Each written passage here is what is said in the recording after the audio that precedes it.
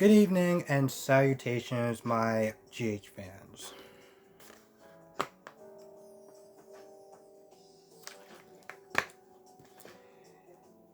Here's the thing. I'm in a good mood because, well, I actually had a pretty good day. But also because I did a video in a bigger channel. I did a video on a bigger channel. And he actually took the time to take a look at the video and comment and gave me some tips. And I thought that was actually pretty cool. It's the one I did on security. So I was actually pretty happy about that. This episode is it just kind of left me right in the middle. It was like I was in a good mood, and then I watched this episode and I'm like, so I don't even know where to begin. You know what? Let's just start with what I had a huge problem with. And I know it's a soap opera, you gotta kinda drag the stuff out, yada yada yada. But I knew exactly where my emotions was gonna go to an extent. When the family gathered around Sam, Dante, Michael, Carly, and she brought them all to the house and gave a toast to Sonny. And I'm just like, so we're really doing this, huh? We're really just about to sit there and have a memorial for a guy who you're assuming that's dead, and there's no body. We're really doing this. That's what I'm sitting there thinking when I see everyone gathering to the house. I was like, we're really gonna do this? Like, really? Okay. It's gonna be one of those episodes. Awesome. And yep, that's pretty much what it was. It was some other stuff that was actually kind of the highlight of this episode. And I think you know what I'm talking about. But yeah, pretty much. Let's see, we got Dante, we got Sam, we got Alexis, we got Olivia, we got Michael, Carly, Sonny. Carly, Jason. I feel like I'm missing some people. Olivia. Anyway, we pretty much got the majority of the people that's there. I feel like I'm missing someone, and I probably don't even care. So, Carly gathered everyone around and said, we're going to drink his favorite scotch. We're going to tell stories. We're going to keep us happy and not really sad, which I'm not even going to get into why I have a problem with that. But, yeah, so they did that. They talked. Well, actually, tell you the truth, they didn't really talk. They didn't tell any stories. We just skipped all that, actually. You had Sam talk to Dante, and Sam was like, we always sit there and waste all this time with the people that we have with us, and then when they're gone, we can't get that time back, or some metaphor that she said along those lines. And then she talks about Julian, and she's like, there's no love lost, but given enough time, and one would ever know. Like, no, Sam, I'm pretty sure we knew exactly where it was going. You was gonna have your default settings to Julian like you always did. He's a bad person, yada yada yada. He did X, Y, and Z. And listen, I'm not gonna sit there and try to fully defend Julian, but at the end of the day, the guy is your dad, and she did not shed any tears whatsoever when he was gone. And I know a lot of people is probably gonna disagree with me, and well, I mean, it's comment section, so of course you can, but I don't know. I just kind of look at him like, that's still your dad. Like, that's still your dad. I don't. Whatever. And,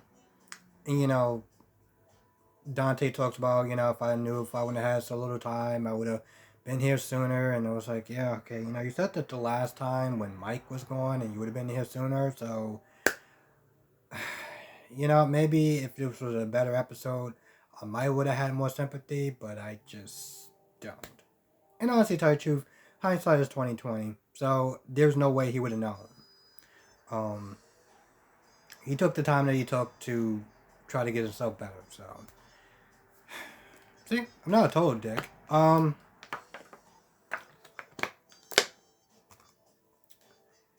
Jason comes back from his meeting with Brando, and here's the thing: Jason is, well, not happy with Brando as far as getting Carly in the line of fire and everything like that, being an accessory, all that stuff. But then Brando's like, listen, I only did that because you can't kill Cyrus, because the minute you do, Gladys, remember Gladys, the super classy lady? Yeah, so Gladys spilled the beans on, well, Sonny helping Dev get into the country, implicating everyone. Hell, including Jocelyn. So once he found out, later on he tells Carly that, and so Carly's like, pretty much we're at a stalemate. You know, Cyrus can't do anything because we have his mother, but he has those documents that could pretty much screw us all. Um, so I guess we're just at a stalemate. Then she starts talking about the waterfront and, you know, how all the other families are going to try to come in to take over, you know, a power vacuum. Um, I think, you know, again, this is the reason why even the cops that, even the people that didn't like Sonny, it's like, you know what, listen, you have, it's either Sonny or somebody that's much worse.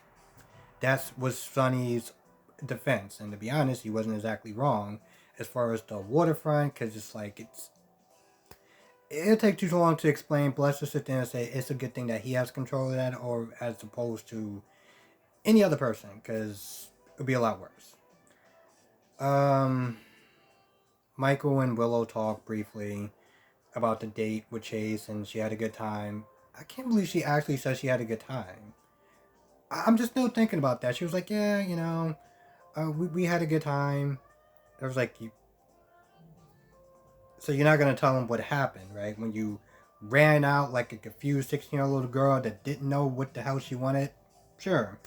Sasha was also there. See, I knew I was missing someone. Sasha was there, and, well, let's be honest, she didn't really do much of anything. She talked to Michael for a little bit, and then she left. Almost kind of pointless of being there. She was there to have food, you know, like the call for food to be delivered to the house. Like, no one else can have done that. I'm not gonna lie, her scenes was almost pointless. She does have a scene with Brando. She goes to the hospital to do her, one second. She goes to the hospital to do her meetings because, you know, it's part of her conditions to get back into deception. And of course, Brando's there, and you know, they talk for a little bit. You know, at first, you know, Sasha's like, "Oh, you're being all creepy, stalking me, and everything like that." Which, I mean, let's be honest, the hospital's a big hospital. The chance of you running into her and you following her, yeah, she's kind of right. But they talk for a little bit, and she thanks Brando for opening up about his addiction because it got her to straighten up her habit. I mean, you know, straighten up her act, pretty much. Now, I'm gonna have to sit there and say something, and it's probably gonna be a very unpopular opinion, but it's kind of what I do. So she talks about Cyrus, and you know, you working for a drug dealer and stuff like that, and you know, he's the guy that gave me this, that gave me the stuff that nearly had, you know, that nearly OD'd me. You know, that gave me a heart attack. You know, he gave me this stuff that gave me a heart attack. I'm like, and I hate to be the one to sit there and defend Cyrus, but you chose to take that stuff. He didn't like jam it up your nose or anything like that. I mean, if she's gonna sit there and be doing these meetings and taking responsibility for it, then she kind of need to sit there and stop sitting there saying, "Well, Cyrus, you know, gave me this stuff to, you know, Cyrus gave me this stuff and yada yada yada, and my life is messed up because of Cyrus giving me." It's like, no, boo boo, you gotta kind of put this on yourself, you know. I mean, I don't know. I'm not gonna really get into it. The point is, um, you know, she's gonna be taking these meetings seriously and kind of really learning a lot about it because she said she was learning. One of those things is taking accountability and responsibility. And yeah, he offered it, he supplied it, but you took it and you didn't have to. So I'm gonna just leave it on that note. Uh, there's some quick scenes with Alexis and Finn. Pretty much Finn wants Alexis to go to a meeting, and of course Alexis is like, nope, not doing it today. Just not gonna happen. And she says thank you, and then she heads over to Sunny's for the memorial, which Sam is well, being Sam. Let's not get it. Your mother is drinking again. You don't like it, and just everything that's going on. But let's kind of remember that we're here, quote unquote, for Sunny's memorial. You know, this guy actually decides, Maurice Bernard decides to take some vacation time, and this is pretty much the story that we're doing. Okay, cool. So yeah, she pretty much acts like mean to her. It's a nice way of putting it. And then she talks to Olivia, and Olivia once again is like, good thing that Tracy was there because you got behind the wheel of a car, and Alexis is like, here's the thing, Tracy has never been nice to me once. So why is she being nice to me now? I don't really understand what she's actually trying to do every time they have these scenes together. Because she knows, or at least I'm assuming that she kind of is suspicious of Tracy. Like, there's no way I was behind the wheel of the car when last I remember I was over here and you're over there. But it's like she doesn't want to she doesn't want to punch any holes in Tracy's story because then Olivia is going to sit there and get suspicious. Now, let's see.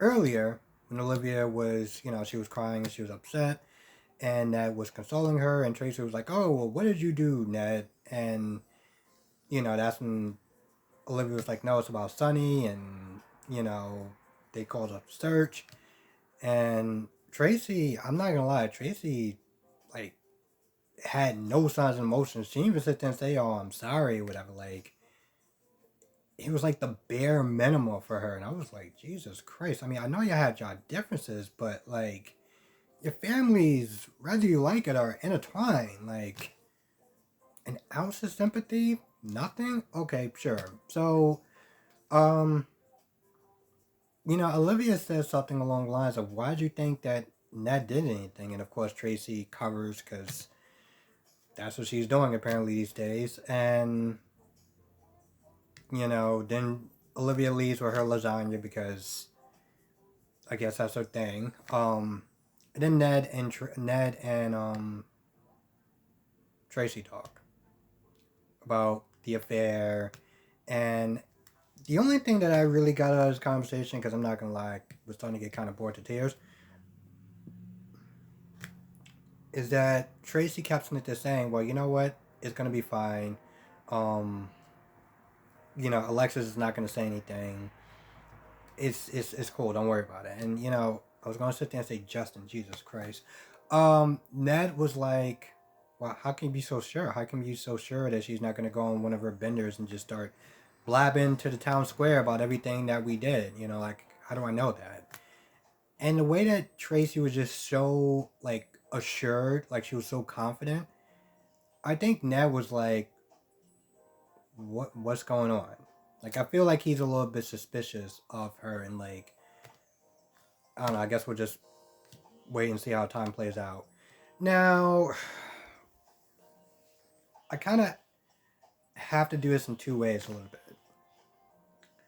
Because I'm looking at the comment section, and not just my comment section, just the General Hospital clips or whatever. And a lot of people listening to this saying that TJ took Molly back way too fast. Like, you just found out that your girl cheated on you.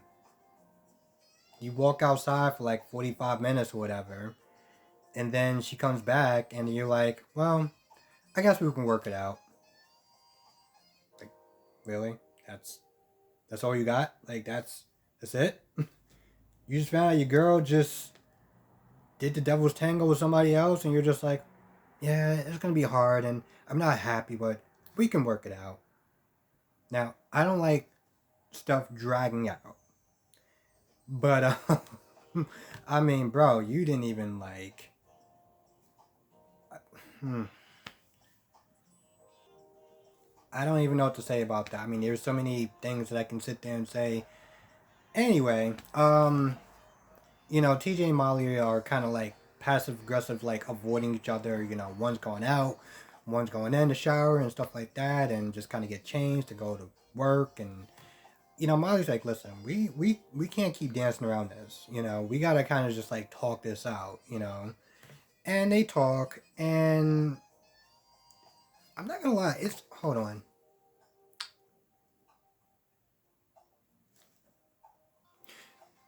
Kind of had to look at my notes. It's like this back and forth with TJ and Molly. And by the way, I want to kind of remind people that like Robin or the actress, Kimberly or whatever, Molly practically grew up on this show. I was watching the old scene, and I mean like when he had the first Morgan, like not the baby one, but the one where he can talk, and they were doing some sort of singing contest, and I was like, Jesus Christ, how long has she been on this show? I can understand why she's so in tune with her character. But anyway, they do this back and forth thing. 1 minute, at some point Molly's talking about, I still want to marry you, or I have a whatever fake marriage that we're gonna be doing. It's this alternate marriage, and then T's just like, I don't think we can do that. With everything that's going on with us, I don't think that we can be in front of a bunch of people and confess our love, and we still are in a rocky place. So then Molly's like, so you don't want to spend the rest of your life with me? And then 4 or 5 minutes later on, she's like, well, 4 or 5 minutes later on, T's just like, yeah, I want to spend the rest of my life with you. And I was like, what was the point of this back and forth? This 1 minute, um, I'm not gonna lie. At first, I felt like it was a roller coaster of will they get back together or won't they get back together? And then in the end, they're like, all right, we're gonna get back together, and then they just wind up having sex in the shower. So I was like, okay, cool. I guess everything is all forgiven, and they talk about Jordan, and then they talk about Cyrus being the culprits, but then TJ's like, are you bored of me? Because here's the thing, these problems came from somewhere. This might have been boiling up even before the whole kidnapping, everything like that. So, like, are you bored of me? Do you still love me? You still in me? Like, what's good? But again, they pretty much have sex in the shower, so it doesn't really matter. But it does, and this is where we get into my other problem, just in general. So, Cyrus, no, not Cyrus. Wow. Um, Brando is talking to, I guess, Cyrus on the phone, and he runs into TJ. And at this point, wow, Molly, you didn't even bother to give him a heads up. Awesome. So this kind of irked me. Brando walks up to TJ, and he doesn't know that he knows. She's like, hey, we should hang out sometime and grab a drink or whatever, and just kind of catch up. And of course, TJ. I am so trying not to curse. Like the coward he is, because that's a coward move in case anyone has any, like, don't understand this, sucker punches Brando. Now, this just bothers me for a couple reasons. I don't understand when you find out that your partner is cheating on you with somebody else, you go and attack that person. And I'm like, bro, she stepped out on you, and I guess you just rewarded her with some shower sex. You reward the person that steps out on your whatever it is that y'all doing, but you attack the other person. And this is after Molly was like, yo, he didn't even know I had a boyfriend. You go out and you sucker punch him. Now, I guess we're gonna wait until tomorrow to find out why. And I'm gonna be quite honest. I don't think it's because it's necessary to cheating, but it's the fact that he lied to his face, over and over again, pretending he was his friend and yada yada yada. But still, I was just like, wow, bro, really? Okay. I can go on and on about this scene, but the last scene that I kind of want to talk about, and I think this is the last scene. Nope, it's not the last scene. But I'm gonna get to my favorite scene because the other scene was. So this best scene that everyone knows, Sunny and Ghost Mike. Because let's be honest, that's exactly what it is. Pretty much. I'm just gonna call him Mike because if I call him Ghost Mike, I just can't take this seriously. Mike is not there, pretty much telling Sunny to live, to keep fighting, to not give up, you know. And then there's this point where Mike or Sunny look at the watch and it stops, and he was like, "Well, you can either close your eyes and quit, or you can get up and you can fight to go back. You can go back home." Now, I actually really did like that scene, even though I'm just like, your family is already practically planning your funeral service, and you don't even have a body, but whatever. It was cool to see Mike again. It was cool to see the actor. And it was a touching scene. I would definitely sit there and say it was a touching scene. Um, and I don't want to talk about it too much because I'm not gonna lie, I may start tearing up. But the point is, he helped his son get back on his feet and kind of fight to live. So I thought that was cool. Um, and then at that point, he gets up and some guy walks over to him and he's like, what are you doing here? He says something, I don't know what he says, but the thing is, he has a headband on. Now, last time that Sunny was, incapacitated, I was sitting there saying, and somebody was in his dreams or whatever, like somebody came to him with a headband, it was Stone. I was seriously about to forget his name. It was Stone. So I have no idea what's going on with that, but I saw the previews, and from the previews, I can't tell if Sunny has lost his memory or not. Because it's like he kind of forgot why he was there. I guess the guy asked him, like, what was you doing there? And he was like, he doesn't, like, I don't know. So, I don't know. I know there's this YouTube channel that just pretty much gets clicks and baits. Just gets clicks. And one of the things that they were saying was that Sunny had amnesia. Okay, fine. That might actually be the case. You might actually have gotten one thing right.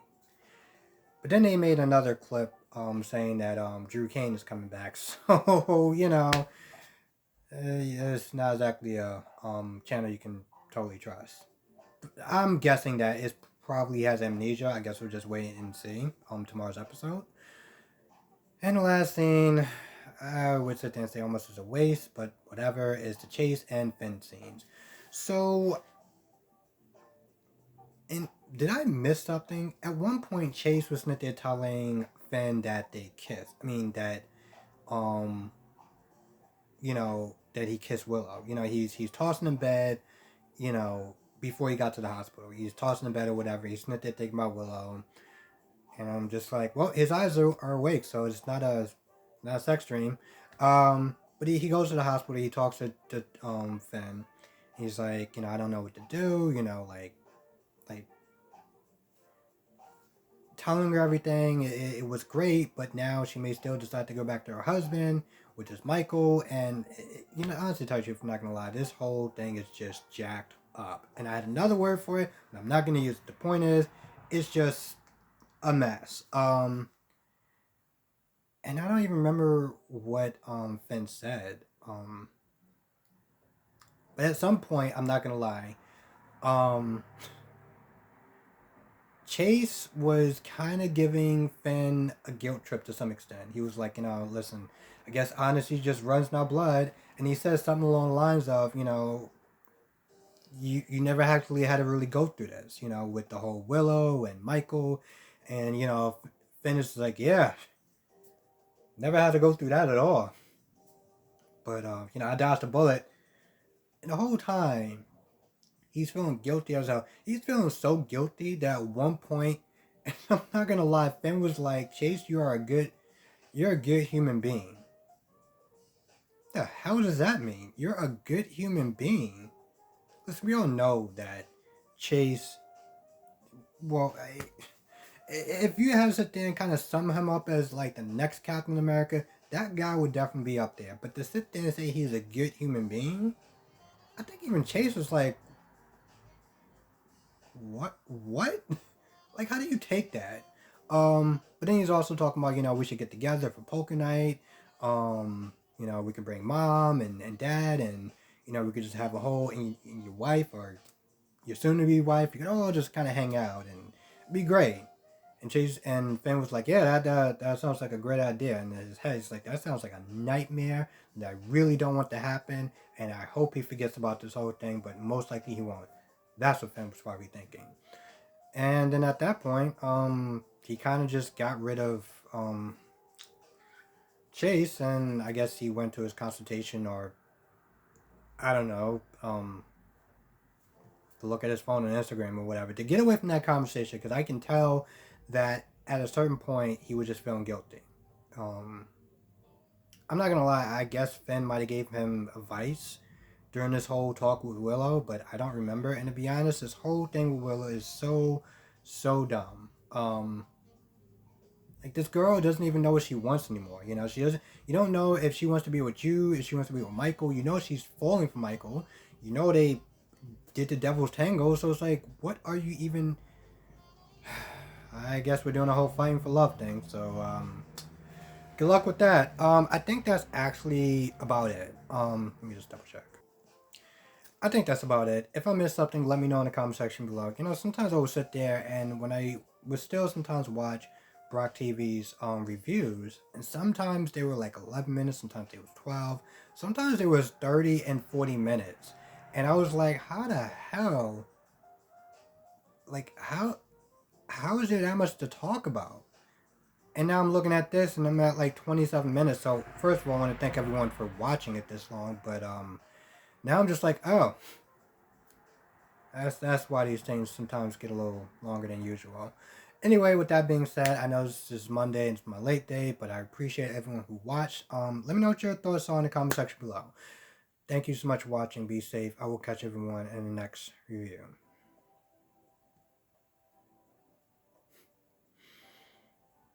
I like this song.